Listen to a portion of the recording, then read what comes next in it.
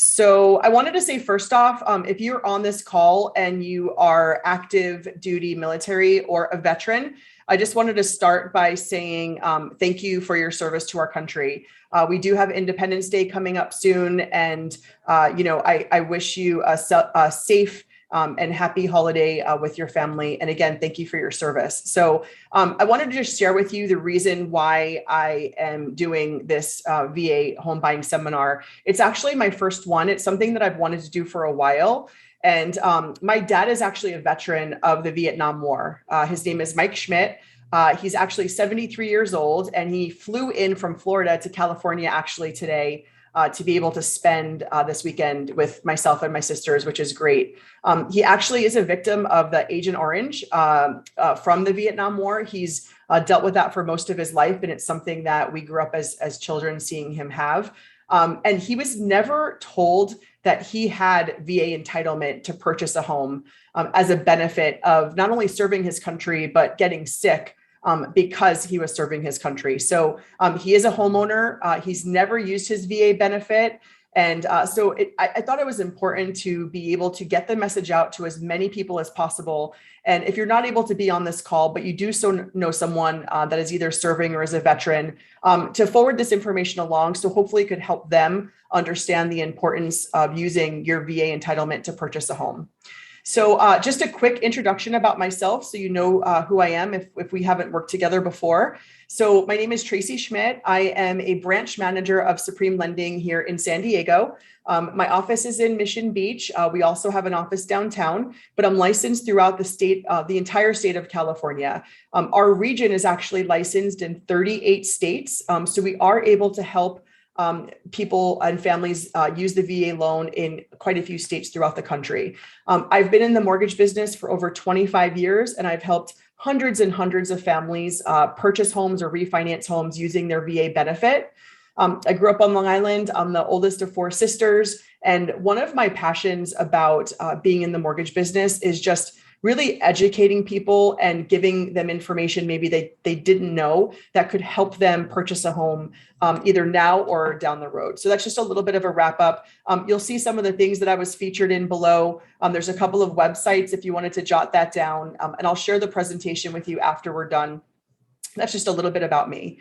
So just a home is one of the most significant investments, as you know, that you'll ever make.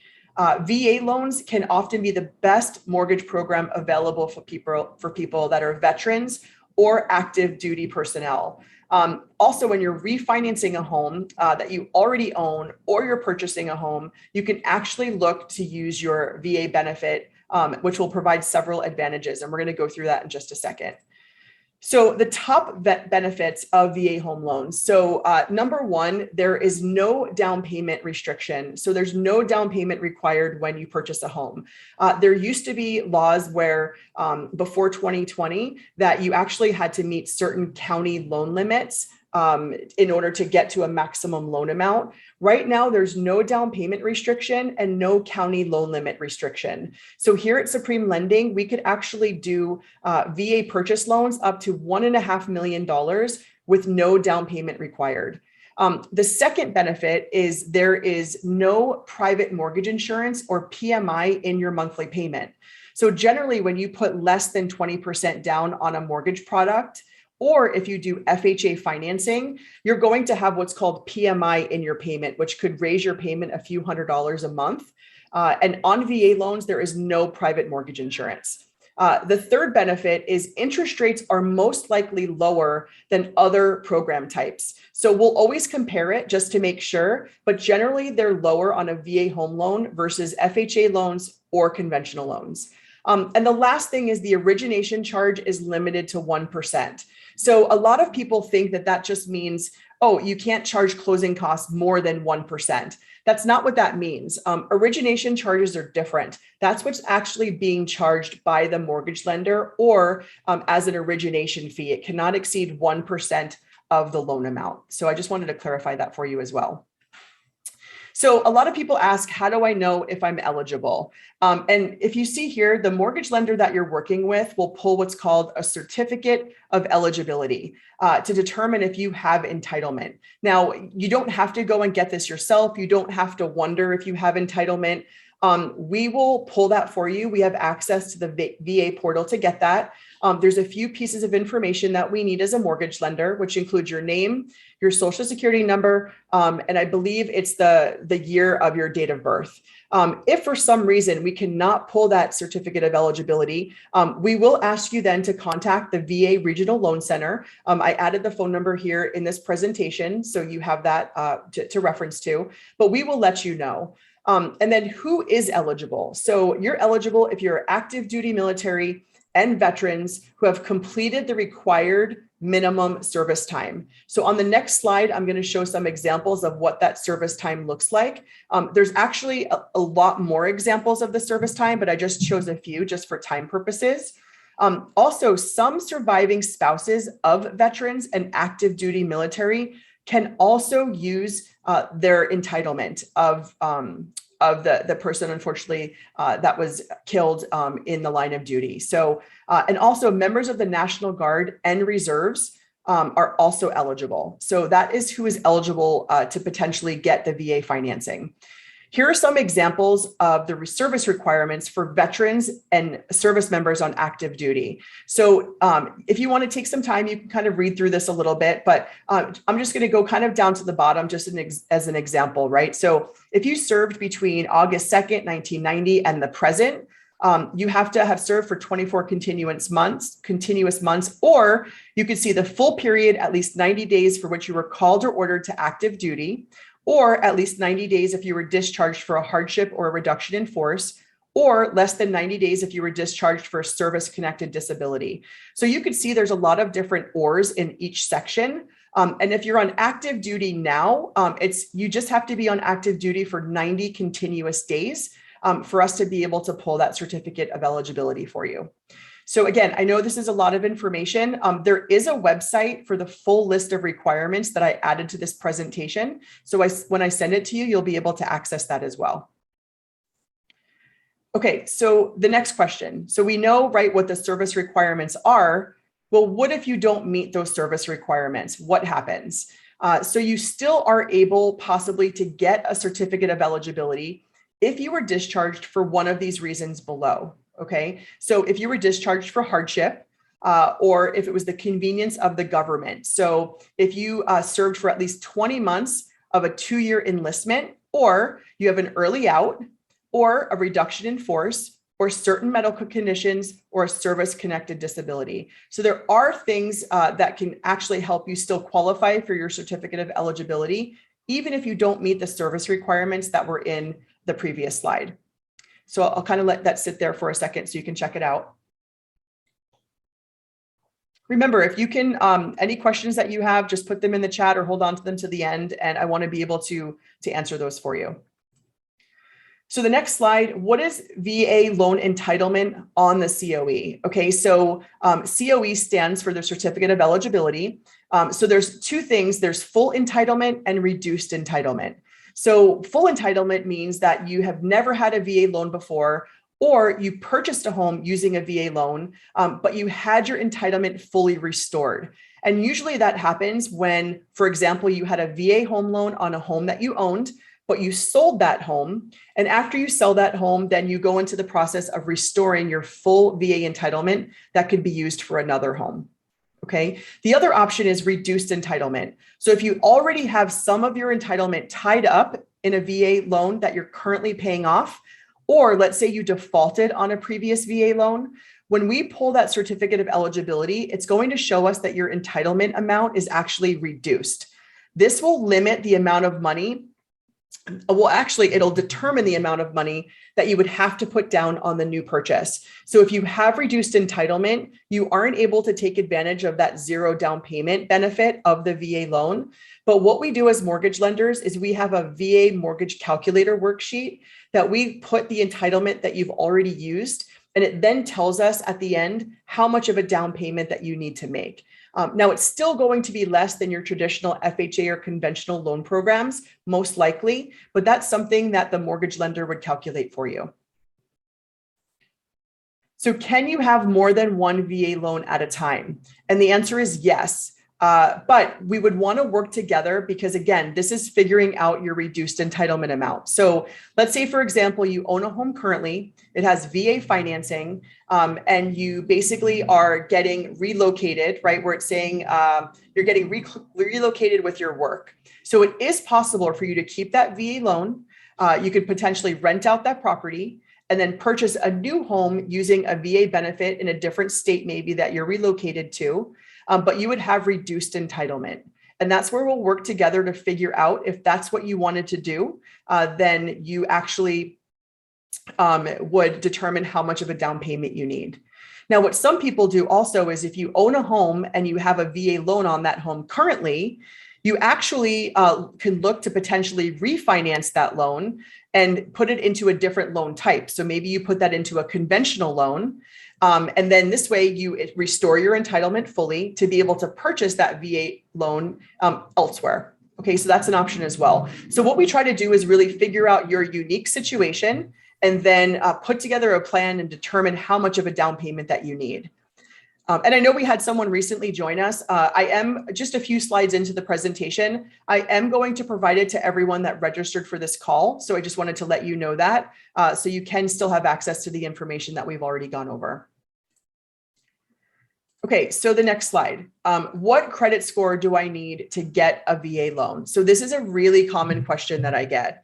The Veterans Administration themselves do not provide the credit score requirements for VA loans. So each lending institution imposes their own minimum FICO score requirements. So I just want to give an example because I know what our minimum FICO score requirements are. At Supreme Lending, our minimum FICO score requirement is a 580. And the way we figure that out is we pull a credit report. Generally, it's from all three credit bureaus, so TransUnion, Equifax, and Experian. All bureaus will have a certain credit score listed. And then we take the middle credit score of whatever's listed. And that middle credit score would need to be at least a 580 in order to qualify for VA financing with Supreme Lending. Now, you might ask, well, hey, I know I've had some credit issues in the past, and I don't think my credit score is high enough. So usually what I tell to people is, depending on the lending institution that you're working with, here at Supreme Lending, we have the ability to run what's called a credit simulator. So once we actually review your credit, we can then run a simulator to see if you, for example, paid off collections, if you reduced your debt, what increase of your credit score could you get? And then how long of a timeline would that take? So we can put together a plan for you and say, hey, listen, right now your credit score might be a 560, but it could possibly get to a 600 if you do X, Y, and Z. And the credit agency that we work with is the one that gives those suggestions that we then share with you. We actually cannot charge the client to run that simulator. So it's a free service that I provide here at Supreme Lending to try and get you to the FICO score that will help you qualify. Okay, so next slide. The second most common question, how much money do you need to purchase a home? Even though you're using your VA benefit and it's zero down payment, I wanted to just go through some of the expectations that you should have when buying a home. So even though VA loans have a zero down payment, when you purchase a home, regardless of the loan type, you're always going to have closing costs that are associated with that transaction. That's whether it's a VA loan, an FHA loan, or a conventional loan. So what I did is I went ahead and I listed some of the examples of closing costs that are included when you purchase a home. They include the lender costs. So you always want to make sure that you ask your lender what their costs are. Here at Supreme Lending, for example, it's $1,640 or our lender costs. Everything else is considered a third-party cost. You're going to find out about title insurance, escrow, appraisal, credit report, tax service, notary, something called prepaid interest. So you're actually going to have closing costs. And I usually tell people in California, you're going to use an example of about $12,000 to $15,000, depending on the purchase price of the home. Okay, so there's optional closing costs as well, which are called discount points. And so if you jot that term down, that's something that you could look up online. Discount points give the buyer the ability to directly reduce their interest rate. So the higher of the discount points you pay as part of your closing costs, the lower the interest rate would be, which would then in turn lower your monthly payment. So again, we would go through that with you together. So if you had a specific payment that you wanted to meet for your monthly budget, and you wanted to, make sure you hit that amount, I would figure out what interest rate you would need. And then we could talk about what it would look like to buy that down. And I'm just going to pause for 1 second. I'm just going to grab a sip of water. So just give me 1 second here. Okay.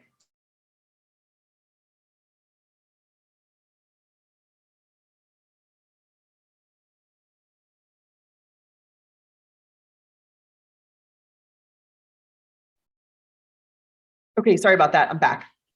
So the next slide here, what if you don't have money for closing costs? Okay, so you just learned that it could cost anywhere from $12,000 to $15,000 to buy a home, but you don't have those funds. Okay, so there are a few suggestions that I give to clients if they don't have the money for closing costs that are required on a purchase transaction.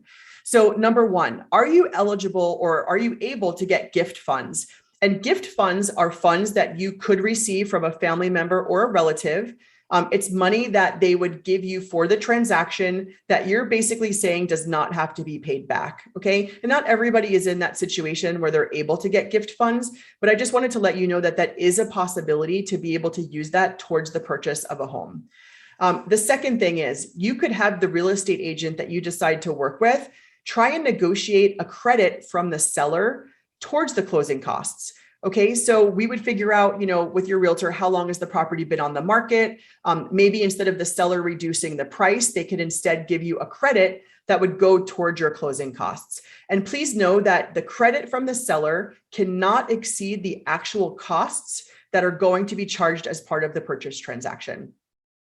The third way is the mortgage lender actually can review interest rates with you and also see if we can offset some of the closing costs by getting a higher interest rate.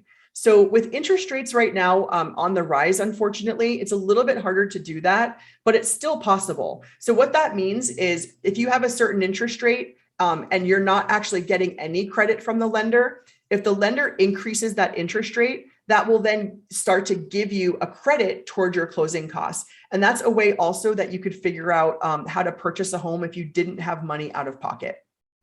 So if none of these are doable, what I try to tell people, the goal is to figure out what your timeline is to buy, how much the estimated closing costs would be, and then just break that down in an idea of how much you'd be able to save and how quickly, so you can actually, start a timeline of buying. And just so you know, and I should have mentioned this in the credit portion. So when we review a credit report for a buyer, regardless of the type of loan, that credit report is good for 4 months. So it's not like you have to turn around and buy a house tomorrow, but you'll have 4 months to actually be able to do some things that you need to, or the planning, or search for a home and actually get your offer accepted and close the home before that credit report expires. So you don't have to do things right away. So I wanted to take a second and go through the loan process for you if you've never been through it. So at Supreme Lending, the consumer actually can either meet with me face-to-face, we can meet over Zoom, we can have a phone conversation, or do a secure online application, which is what most of my clients do. We basically will maintain communication with you throughout the entire process. And there's 5 steps, general steps that we go through. So the first step is we actually do the loan application, which is what I was just talking about. That would be done securely online. A link gets sent to you. You fill out your complete information, and then it notifies me when you're done. So I have the ability to review your information. Then what I do is I set that loan up. So I collect things like income documents. We'll go over that in a second. And I'll get your file set up so that I could go over interest rates, payments, closing costs. We'll go over all of that information together. Okay. Then once you go out shopping and you find the home that you love and you submit an offer with your real estate agent, what that will then do is allow our loan to go into processing. So we then process that transaction for you because we're starting to work on the purchase contract now that you've submitted an offer on a home and the seller accepted your offer. So after the loan is processed, it's submitted into underwriting. So that would be the fourth step. And then after the underwriting approval and getting all the items that the underwriter is asking for, we then go to closing. So I know it sounds simple. There are always a couple of roadblocks there, but honestly, we close loans very quickly here at Supreme Lending. And so, if you had to close within 20 days or 25 days or 30 days, that's doable on a VA loan. There's a lot of misconceptions about VA loans, that they take longer or they're really hard loans. I'm trying to get as much information out in the market as possible to real estate agents and home sellers to let them know that VA home loans are just as good as any other loan type for people. So here again is the loan application. Okay. So when you do a loan application, whether it be with me or another lender, you're always going to want to provide the most accurate information possible and provide at least a 2-year history of your job and your residence. So if you don't have a 2-year history, let's say, for example, you just got out of service, you're starting a civilian job, and you've only been on your job for 1 month. That's okay, right? We just have to document the history over the last 2 years. Or for example, you were in school and school ended, and you actually now are having a job or something like that, right? So we'll just talk about what your 2-year history is. If you're buying a home in a community property state, which California is, just so you know, in case your mortgage lender doesn't bring this up to you, if you are married, we actually also have to pull the credit of your spouse, even though they're not going to go on the loan. So if they're going to go on the loan, it's no problem, right? We'll have their information anyway. But if you weren't planning on putting your spouse on the loan in California, you still have to provide your spouse's name, their social security number, their address, and their date of birth, so we can have a copy of their credit report in the file. Okay. And the reason why is because a community property state is saying, your debts are their debts and their debts are your debts. And so we have to factor in the debts of both you and your spouse into the debt to income ratio and calculate that.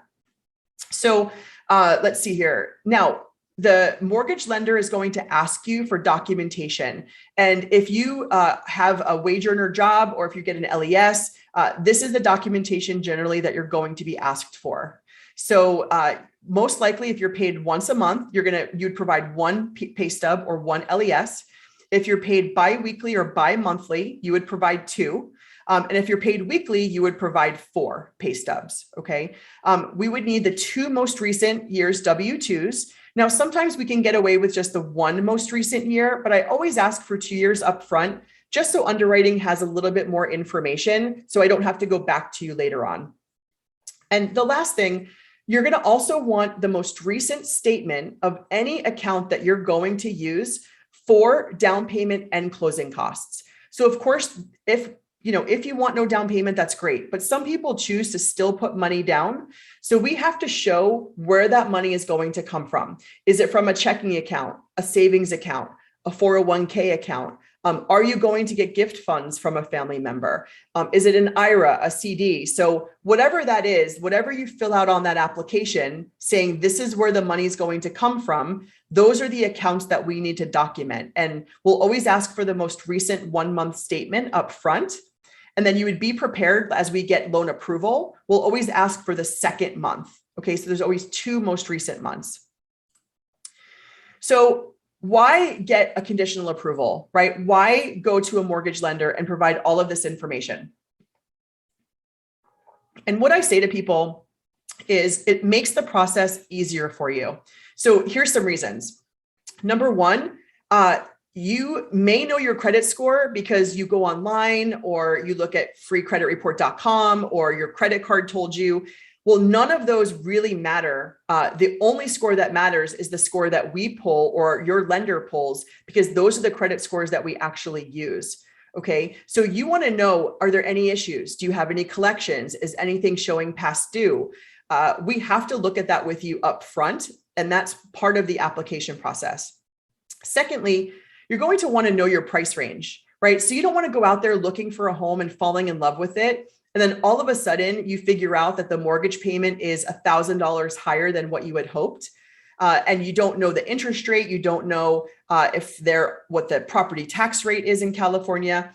So really getting all of this information from you up front allows me to calculate what price range you should feel comfortable in based on the information that you give me up front.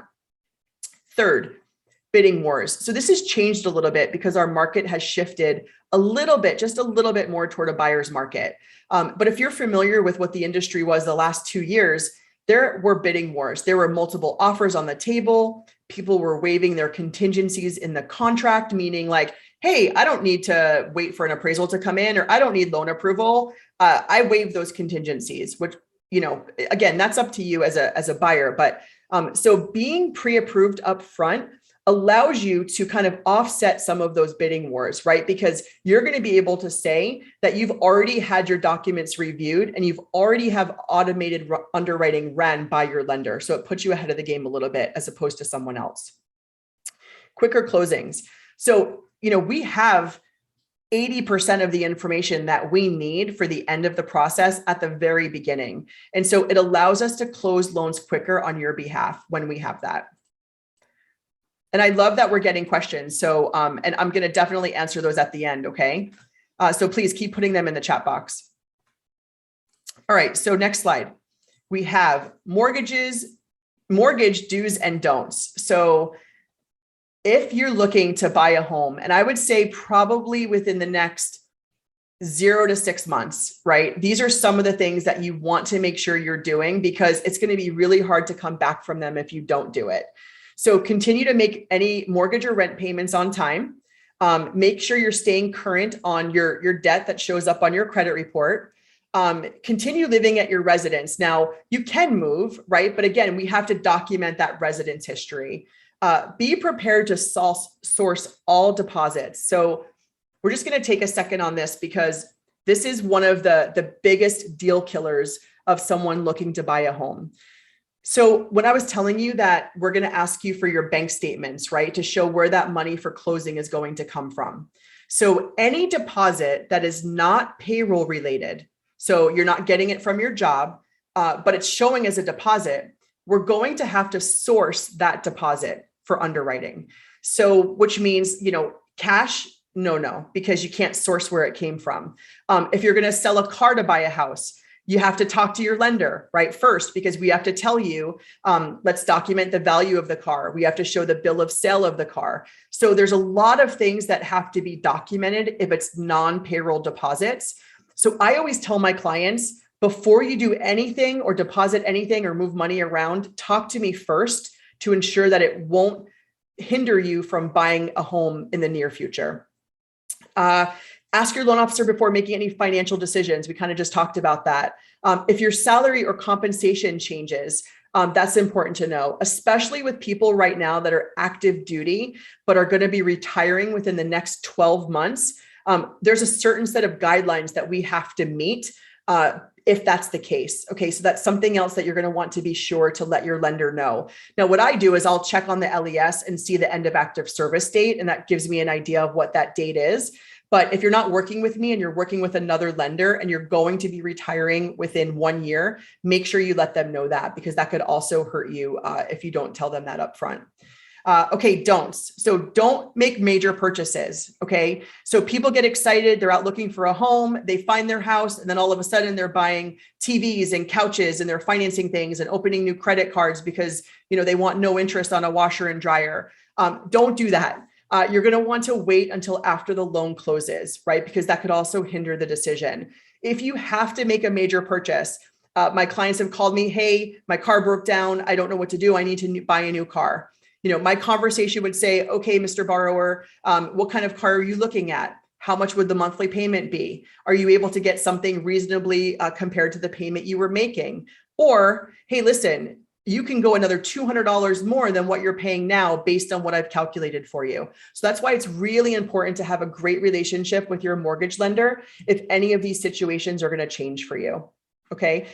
Don't open a new credit card. We talked about that. Don't transfer money from one place to another without talking to your lender first. Don't change your employment. Don't close any credit cards. Don't open any credit cards. Again, having your credit ran because even though your credit score is good for 4 months, about 10 days before closing your loan, we run as a lender what's called a soft pull to make sure that you haven't opened any new debts since the first time that we pulled your credit. And if you have, then we have to start documenting what those payments are that at the very end of the process could hurt your approval. So we don't want that to happen. So I'm sorry that I took a little bit of time on that, but what if you're newly retired? I'll get to that answer. That's a really good question, but I'll definitely answer that for you at the end.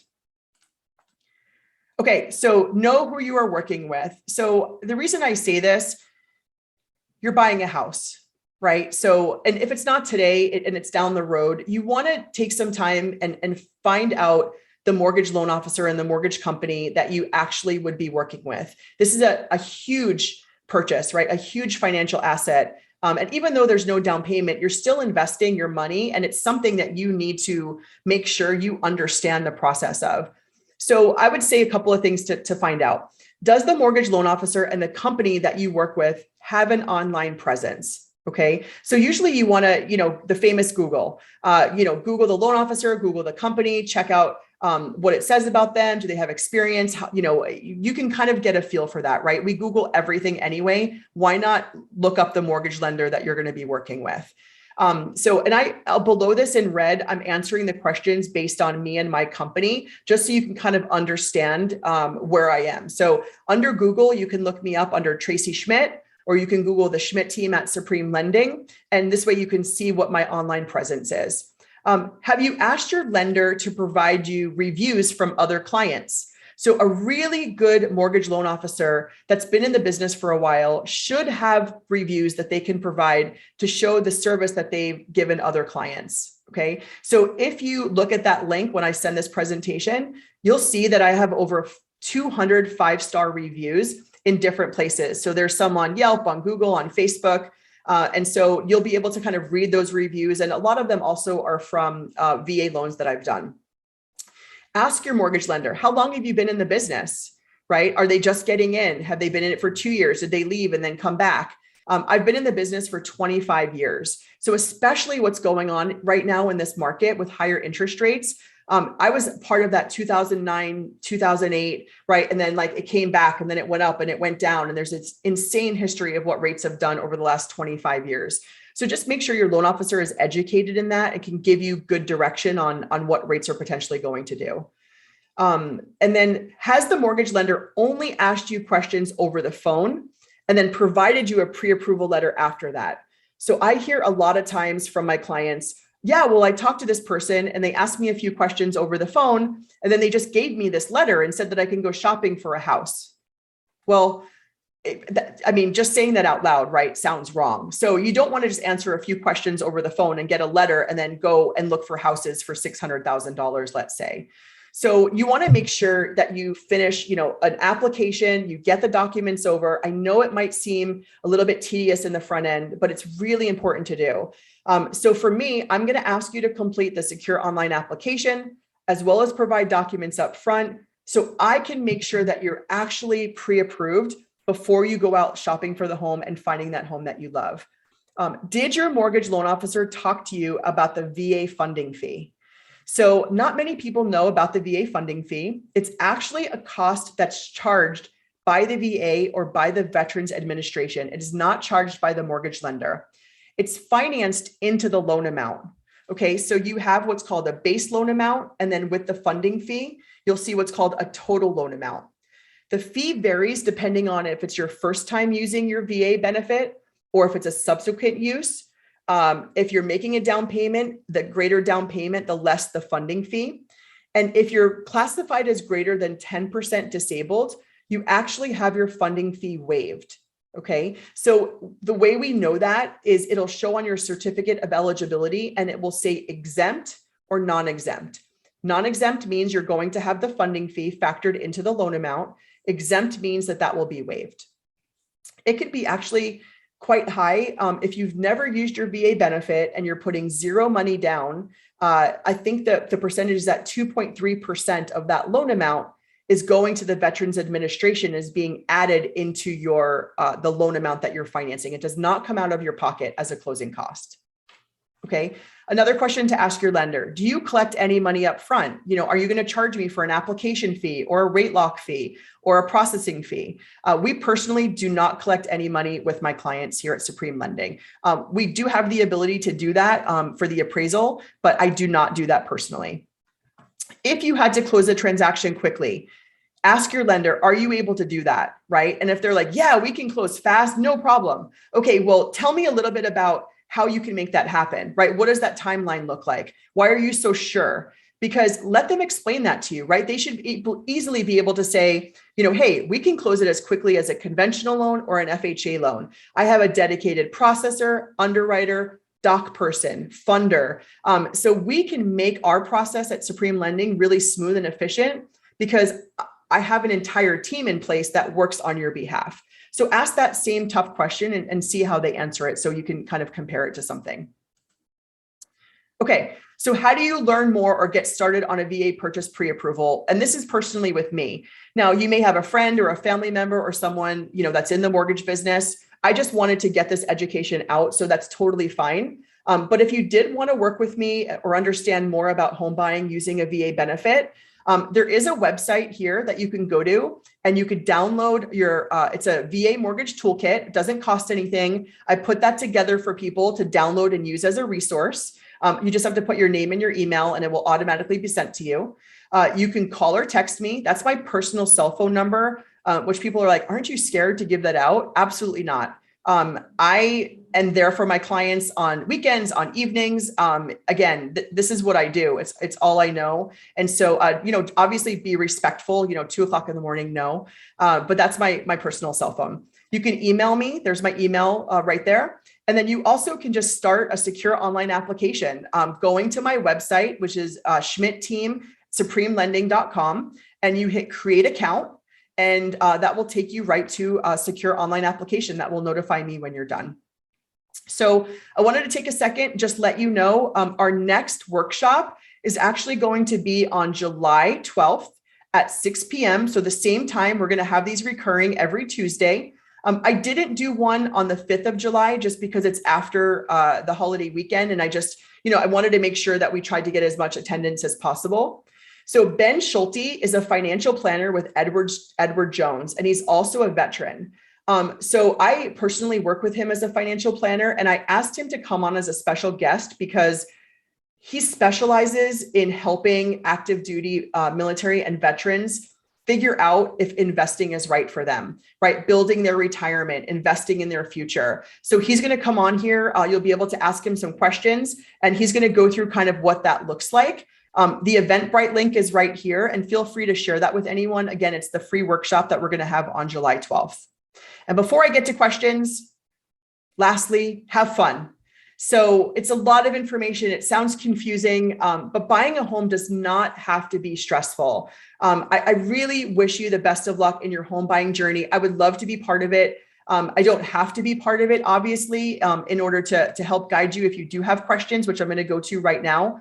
But I really appreciate you attending this workshop, and I hope that you come to workshops in the future. So I'm going to stop sharing my screen really quick, just so it's a little bit easier to answer some questions. So one of the questions that we have is California just started a program to pay 10% of your house loan. And if you stay in that house for 5 years, you do not have to get it back. Is this valid with VA? So that's a really good question. And so that is done through the San Diego Housing Commission. And I don't believe that it is with VA financing.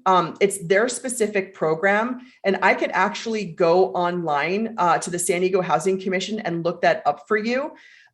So I will go ahead and do that. If you want to privately message me, maybe an email address, if you didn't register, or if you want to do that really quick, I will get that answer for you. But the way that works is, yes, it's 10%, but the program costs 2%, right? So you're really getting 8% to go towards down payment and closing costs. Now, there's a caveat to that. And that's why I'm leaning toward that it not being for VA, because you actually have to meet Fannie Mae's income limits. So what happens is we figure out what county you're looking to purchase in. There will actually be income limits listed on the website of that program, and your total household income has to be below that income limit. Okay. And not only that, but you also have to meet a certain debt to income ratio. So I'm leaning towards it's not for VA, but I will confirm that with you. Absolutely. And thank you. I did get your email. That's perfect.